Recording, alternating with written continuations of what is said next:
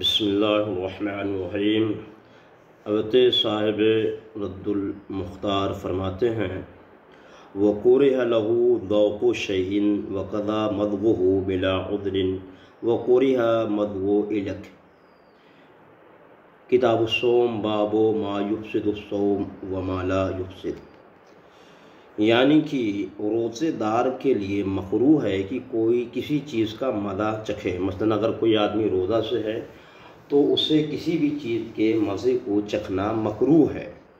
इसी तरह किसी चीज़ को बग़ैर ज़रूरत के, बग़ैर किसी उज़र के चबाना भी मकरूह है।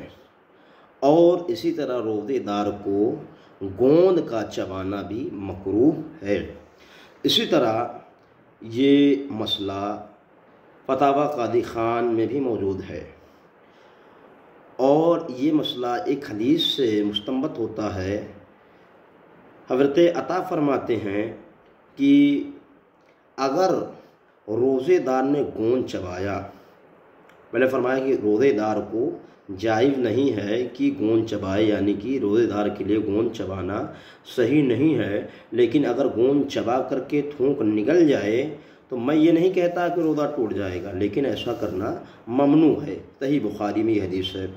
इसी तरह से हज़रत इमाम शाफ़ी ने फरमाया कि अन्नहु कुरिहा लिस्साइम अन यमदअल इलक, कि रोज़ेदार के लिए गोंद चबाना मकरूह है। इसी तरह ये हदीस मुसन्नफ़ इब्न अबी शैबा में है और इसी तरह हज़रत इब्राहीम से, और इसी तरह सुननुल कुबरा बैहक़ी में उम्मे हबीबा से हदीस मरवी है।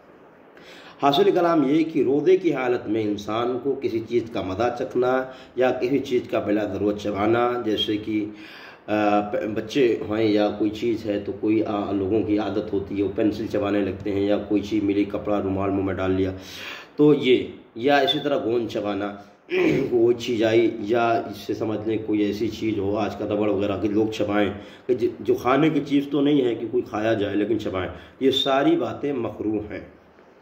ठीक है। अब इन जुज़ियात और हदीस की रोशनी में ये बात समझ में आती है कि रोज़े की हालत में अगर आदमी टूथपेस्ट करे, ब्रश करे या कोई मंजर इस्तेमाल करे तो रोज़े की हालत में इनका इस्तेमाल करना नाजायज़ और हराम तो नहीं, लेकिन अगर ज़रूरत नहीं है तो मकरूह ज़रूर है, क्योंकि इन तमाम मंजरों में कोई ना कोई मज़ा ज़रूर होता है। तो रोज़े की हालत में टूथपेस्ट, ब्रश, लाल मंजन या वगैरह कोई चीज़ करना मकरूह है। ठीक है। हाँ, अगर इस्तेमाल करना ज़रूरी ही हो कि किसी के दांत में जैसे कि बहुत ज़्यादा दर्द होता है कि अगर वो मंजन नहीं करेगा, पेस्ट नहीं करेगा तो दांत में दर्द बहुत हो जाएगा, डॉक्टर ने बताया है या ख़ुद उसे तजर्बा से मालूम हुआ कि ब्रश नहीं करता तो बहुत तकलीफ़ होती है, जैसे बहुत से लोग होते हैं। ठीक है।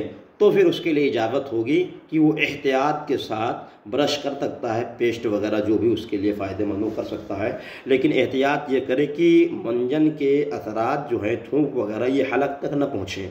अगर हलक तक पहुँच जाएंगे तो फिर रोज़ा सिरे से फासिद हो जाएगा। यानी ये सारी बातें उस सूरत में हैं कि हलक तक कोई चीज़ न पहुँचे तब तो कराहत है, यानी कि हलक तक न पहुँचने से पहले भी अगर बिला ज़रूरत किसी ने मंजन पेस्ट इस्तेमाल किया या कोई चीज़ चबाई तो ये मकरूह है, लेकिन अगर हलक तक पहुँच गई तो रोज़ा टूट जाएगा।